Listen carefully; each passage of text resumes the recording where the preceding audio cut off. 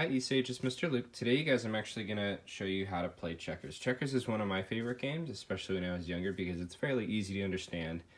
You can make your own board and your own pieces, since the pieces are not very distinctive as opposed to chess, and it's also a lot easier than chess.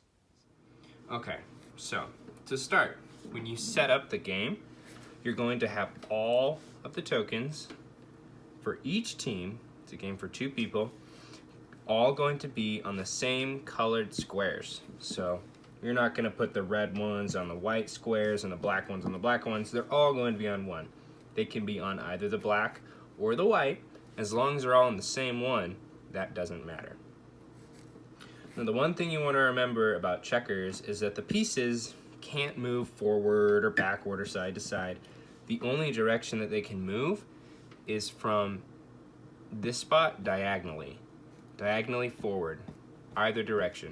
They can't move forward or back, only diagonal. So this guy can't move here, he can't move there, he can only move diagonally.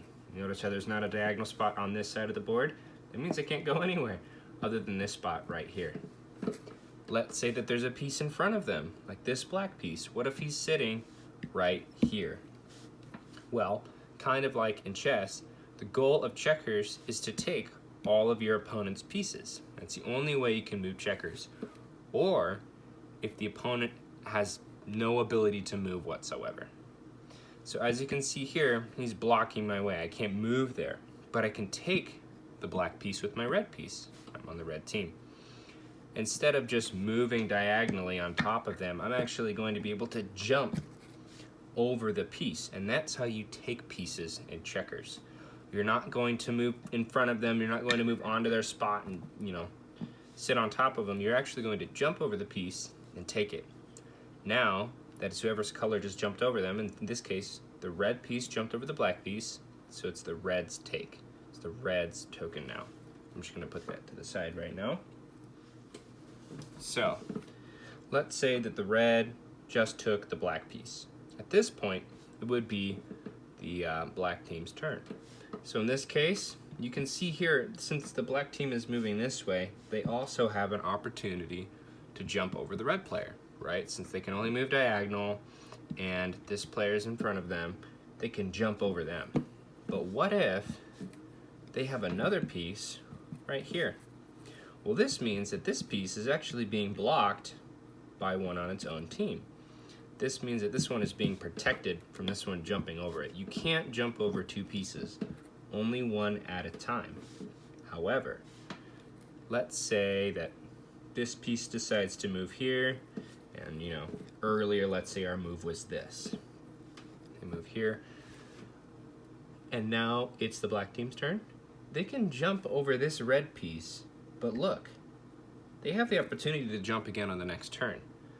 But they don't have to wait till the next turn to do that. They can go as far as taking 2 pieces at a time. As long as they have a diagonal jump that they can make, they can keep making those jumps. As many as you can a turn, as long as it's all diagonal jumps. This means that on one turn, the black team got 2 red tokens.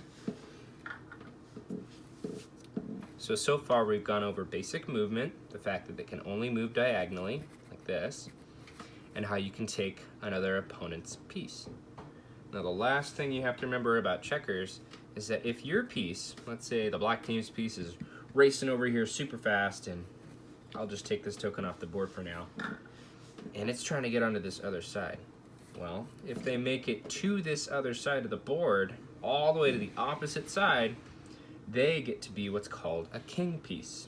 Now, actual checker pieces will have something on the bottom like this to make sure that you know that it's a king piece. So you flip it over, and this doesn't mean you can move side to side or jump over 2 at a time. It means that you can actually move backwards. So only the king pieces get to do this. But however many kings make it over here, or however many tokens, can become king tokens. Put that back there. So now, all of a sudden, this guy can move backwards. And this is to make it so that, let's say, this piece is here, this piece is there, this piece is there. This makes it so if your piece reaches the other side of the board, you're not stuck over here. You can still move this piece, and you can still take pieces and keep moving around the board and making sure that they don't take yours. Now, like I said, the only way to actually win at checkers is to take the other opponent's pieces, all of them. And really quick, I'm also going to just make a time lapse of me and my little sister going through a game just to show you guys what a game of checkers may look like.